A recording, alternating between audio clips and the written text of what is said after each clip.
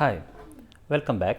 In this section, we are going to talk about type 2 problems in welded connection, that is related to eccentric welded bracket connection problems. The example 1, determine the bracket load the connection can carry, use 8 mm fillet weld. So, this is the given diagram. Here the load will be at a distance of 100 meter from the periphery of the column.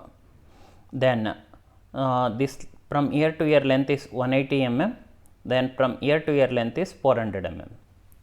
Size of the weld is given as 8 mm, so take it as. Then throat thickness T is equal to 0.7 times of S, that we are going to get it as 5.6 mm. Then total length of the weld is given by, that is only the weld, from ear to ear 180, from ear to ear 180, that is 2 times of 180 plus from ear to ear it will be 400. You will get 760 mm. Then we need to find the centroid. How to find the centroid? You already aware of how to find the centroid and moment of inertia for the given figure in the first year in the engineering mechanics. Just I will recap those things. Here we need to take only the weld. Weld will be having some thickness. So, the weld is like this, then it will be having some thickness, but small thickness. Okay. We need to find the centroid. For the centroid, first step is we need to check the check for symmetry, symmetrical or not. First, I will draw a horizontal line at the center. Let us take that one as XX, and I will check whether upper part and lower part are symmetrical. Yes, XX axis is symmetrical. If it is symmetrical, then we are going to get the y bar directly. The y bar is equal to total distance divided by 2. Here the total distance is 400. 400 divided by 2, that will be equal to 200 millimeter. So, it will be at the center. This length will be of 200 and this length will be of 200. Okay. Then we are going to draw a vertical line at the center. Let us call that one as YY axis and check whether the left part and the right part are symmetrical or not. Whether it is symmetrical? No, it is not symmetrical. YY axis is unsymmetrical. If it is unsymmetrical, then we need to find x bar. So, how to find x bar? For that, x bar is nothing but distance. To calculate any distance, we need reference axis. So, I am going to take this line as the reference axis. Let us call that one as AA. Okay. So, the x bar is given by, first we need to divide the complex figure into simple geometrical figures. I will divide it into 1, 2 and 3. We have the formula A1 x1 plus A2 x2 plus A3 x3 divided by A1 plus A2 plus A3.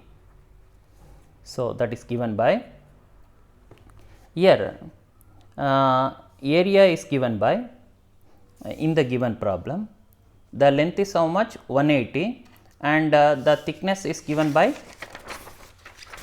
here I will explain.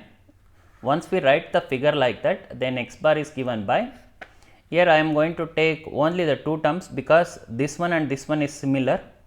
So, 2 times of area is given by 180 length multiplied by thickness, then multiplied by centroidal distance with respect to this one is 90, x1 is equal to 90. How you got 90? So, 180 divided by 2.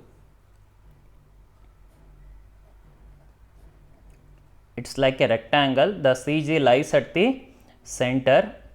From the reference axis, from ear to ear, the distance is 180 divided by 2, that is 90. Then If we come to the second part, this will be width multiplied by depth, that is t into 400, and if we come to the x bar distance, since the reference axis is there only and the centroid lies there only, then perpendicular distance in the horizontal direction it will become 0 divided by area 2 times of this area, that is 180 into t plus t into 400. You are going to get x bar as 42.63 mm. So, from the reference axis to the y axis it is 42.63, then the remaining distance will be 180 minus this one, you will get 137.37. So, what about eccentricity then? What about eccentricity? Eccentricity means from y axis up to the load acting point the distance. So, initially from the periphery to here we have 100 mm, and from y axis to the periphery we have 137.37. So, eccentricity will become 100 plus 137.37, you are going to get it as 237.37 mm. And before going to the further steps, please remember the size of the weld is very small when compared to the length of the weld, is it? Therefore, whenever we come across t by 2 or t cube like that, we are going to neglect that one. It will be treated as 0. So,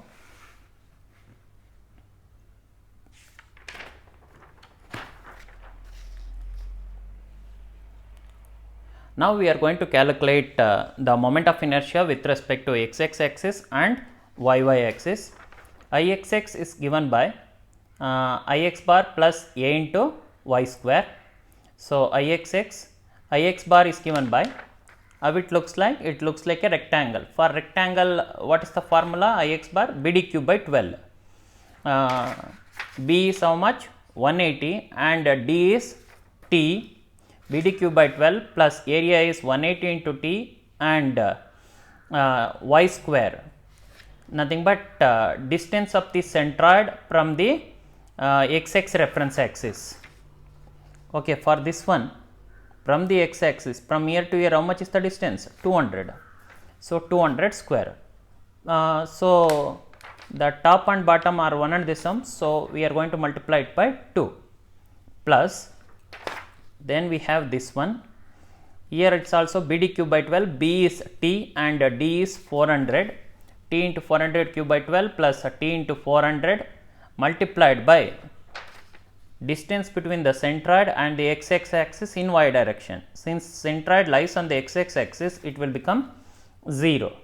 So, you are going to get it as 19.73 into 10 power 6 t. So, we are going to calculate Iyy. Iyy is given by Iy bar plus a into x square. If you calculate, you are going to get it as 2.506 into 10 power t. Here Iy bar is given by db cube by 12, and here we are going to take x distance, nothing but distance of the centroid from the y reference axis. So, once you calculated Ixx and Iyy, then we come across polar moment of inertia, that is given by Ixx plus Iyy, you will get this much. Then we know the value of throat thickness t, so substitute, you will get polar moment of inertia Ip or J equal to 124.52 into 10 power 6. Then we have, this is the centroid, then it is the extreme weld. So, draw a line, then draw a horizontal line and draw a vertical line, you will get like this. Then from ear to ear distance is 137.37 and from ear to ear vertical distance is 200.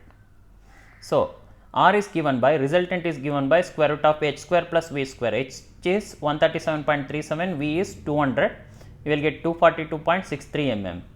Then theta is given by tan inverse of vertical by horizontal, that is 200 by 137.37, you will get it as 55.51 degree. Then calculate the forces, force due to load, force due to moment. F1 is given by P by L into T, P divided by length of the weld is 760 multiplied by throat thickness is 5.6, you will get it as 2.349 into 10 to the power of minus 4 into P. Then the load due to moment F2 is given by M into R divided by J. m is given by P multiplied by E, P into E, E is nothing but eccentricity, eccentricity is 237.37 multiplied by R, we calculated it as 242.63 divided by polar moment of inertia, substitute you will get 4.62 into 10 to the power of minus 4 into P. Then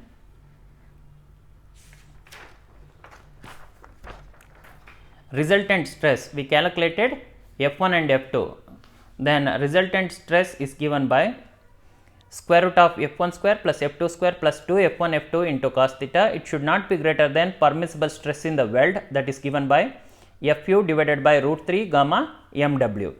So, we know the F1 F2 and theta values, so substitute, then Fu is 410 for the plate, it is constant, gamma mw is 1.25, it is also constant. In this overall thing, overall equation unknown is P, if you calculate you are going to get P as 302.64 kilonewton. That is all for this problem. Then we will move on to the second numerical.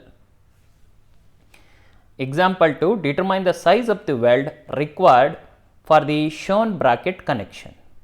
It is the given bracket connection. We need to find size of the weld. S is equal to question mark. We know that T is equal to 0.7 times of S, and here the given load is inclined at an angle of 60 degree with respect to horizontal, please remember, and the total length of the weld is given by 150 plus 150 plus 320, it will be 620 mm. Then we need to find the centroid. Here it is with I already explained how to calculate that one.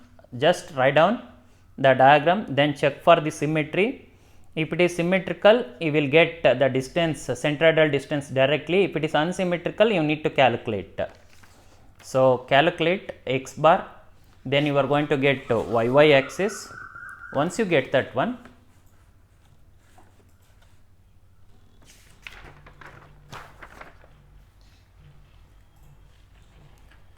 here one more thing, the load should be splitted. Splitted into two components, horizontal component will be f cos theta, vertical component will be f sin theta. So, once you find out the distances, then you are going to get eccentricity. From the y axis to the vertical component, it will be Ex. From the x axis to the horizontal component, it will be Ey, eccentricity in y direction. So, once you get the distance, then write down the diagram like this, nothing but here I will show you.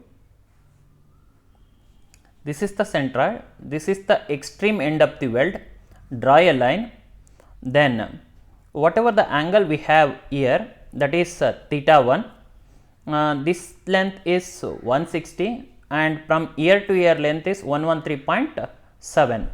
So, let us calculate theta 1 now. Theta 1 is how much? So, tan theta 1 is equal to opposite by adjacent, opposite is 113.7, adjacent is 160. So, tan inverse we are going to get it as 35.4 degree. Therefore, theta is equal to how much? In the given problem, the inclination angle is given as 60 degree.